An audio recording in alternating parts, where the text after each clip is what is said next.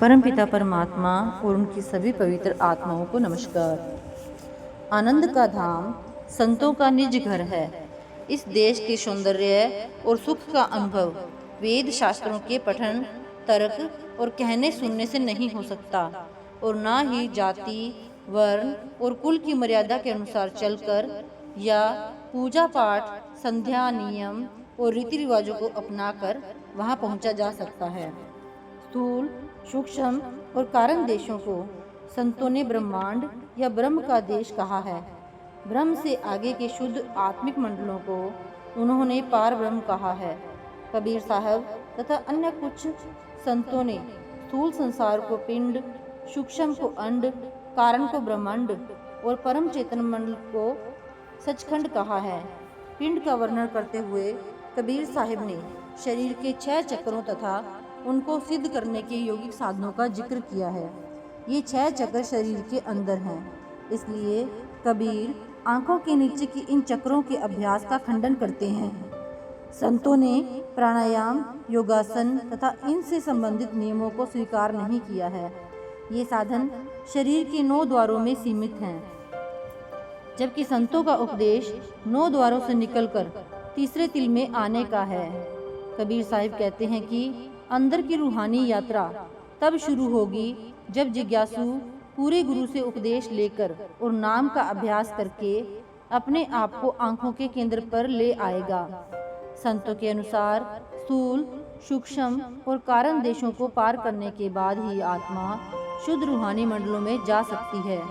ये मंडल त्रिकुटी से आगे 10वां द्वार से शुरू होते हैं। कबीर साहिब कहते हैं कि इस 9 दरवाजों वाली नगरी में भाग दौड़ करने वाले मन को स्थिर करो। जब तुम त्रिकुटी के ऊपर बढ़ोगे, 10वां द्वार खुल जाएगा और तब मन मस्त हुआ नीचे त्रिकुटी में रह जाएगा। संतों के आंतरिक मार्ग को समझने के लिए यह जरूरी है कि पूरे सतगुरु के मार्गदर्शन में अभ्यास करके जिज्ञासु स्वयं अंदर जाकर उनके कथन की सच्चाई का अनुभव करे। जो व्यक्ति स्वयं यह अनुभव प्राप्त कर लेता है, उसे ज्ञान हो जाता है कि उसका असली घर यह संसार नहीं, परमात्मा का धाम है। लेकिन जिनको यह ज्ञान नहीं है, वे इस संसार को ही अपना घर समझते हैं। अंदर जाने में अभ्यासी को जिस सबसे बड़ी बाधा का सामना करना पड़ता है, वह मन है, जो संसार के प्रलोभनों में उलझकर बाहरमुखी हो रहा है।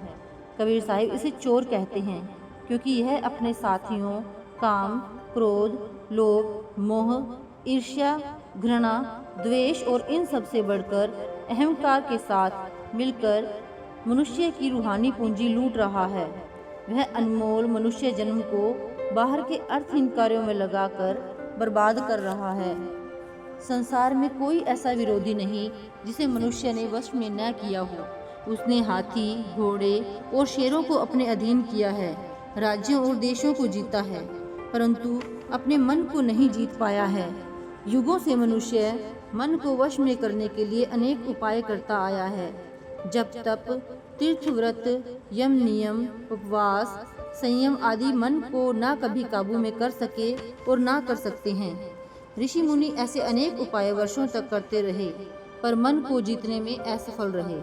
कबीर साहिब कहते हैं कि सब क्रियाएं शरीर को कष्ट देने की हैं, परंतु मन जैसे शक्तिशाली वैरी पर इनका कोई प्रभाव नहीं पड़ता। शरीर को कष्ट देना, गुफाओं और जंगलों में रहना, हिमालय पर जाकर शरीर को गलाना आदि कठिन साधनाएं कबीर साहिब के अनुसार बाम्बी को पीटने के समान है। इससे मन रूपी सांप को मारा नहीं जा सकता। वास्तव में मन की प्रेरणा से ही जीव तीर्थों, पहाड़ों, सरोवरों आदि की ओर दौड़ता है। मन ही उसे पूजा पाठ, दान पुण्य, व्रत उपवास आदि बाहरी क्रियाओं में उलझाता है, परंतु इन सब स्थानों पर जाने और इन क्रियाओं को अपनाने पर भी मन स्थिर नहीं होता। मन चंचल है, यह एक क्षण के लिए भी स्थिर नहीं बैठता। मनुष्य अपने शरीर को किसी अंधेरी गुफा में बंद कर ले तो भी क्या मन वहाँ नहीं होगा? मन अपने आप में निर्जीव है, वह अपनी ताकत आत्मा से लेता है। बिजली का बल्ब खुद रोशनी से रहित होता है, वह रोशनी देने की शक्ति बिजली घर से मिलने वाली ऊर्जा से प्राप्त करता है। मन और आत्मा का यह संबंध उस समय से चला आ रहा है जब आत्मा सचखंड से उतरकर नीचे के कारण सूक्ष्म और स्थूल मंडलों में आई। जिस प्रकार मन आत्मा पर आश्रित है, उसी प्रकार इस संसार में आत्मा मन पर। इस स्थूल संसार में कार्य करने के लिए उसे मन का सहारा लेना पड़ता है। मन कोई साधारण चीज नहीं, इसका स्रोत ब्रह्म है। यह अत्यंत शक्तिशाली है और यदि मित्र बन जाए तो सहायक होता है। यह 5 तत्वों के सूक्ष्म अंश से बना हुआ है। जो व्यक्ति इसकी वृत्ति को अंतर्मुख करके इसे उन्मनी अवस्था अर्थात ब्रह्म के मंडल में ले जाता है, उसे तीनों लोकों का ज्ञान हो जाता है। Thank you.